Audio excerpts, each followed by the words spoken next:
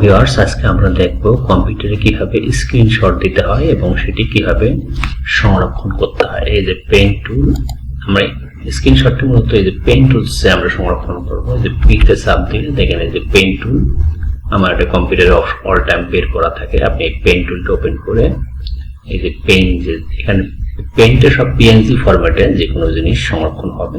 PNG, JPG, এখানে সব PNG হয়।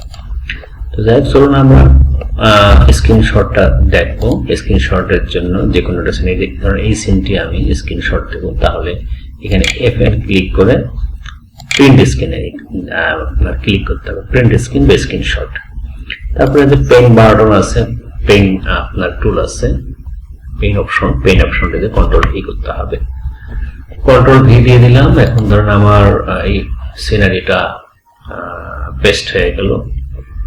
এরপর আমি এটা যে কোনো জায়গায় আপনি সেভ করতে পারেন। ধরেন আপনি এটা সেভ করলেন হচ্ছে ফাইল বাটন আছে, এখানে আপনি সেভ করে দিলেন। অথবা আপনি যদি মনে করেন আপনি এটাকে একটু এডিট করবেন, এডিট করতে পারতেছেন, ক্রপ করলেন, এত বড় আপনার দরকার নেই, আপনার যতটুকু দরকার আপনি সেই অপশনটুকু রেখে দিবেন। ক্রপ হয়ে গেল।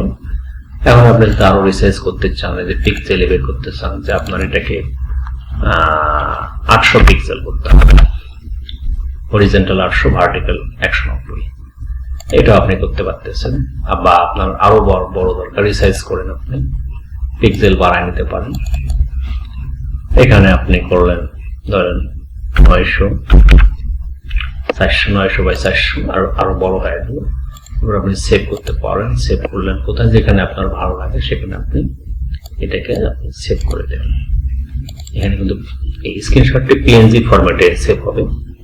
ধরেন আপনার ডকুমেন্ট একটা নাম দিয়ে রাখলেন, দিয়ে আপনি সেভ করে দিলেন। তো হয়ে গেল আপনার স্ক্রিনশট। থ্যাংক ইউ ভিডিওটি দেখার জন্য।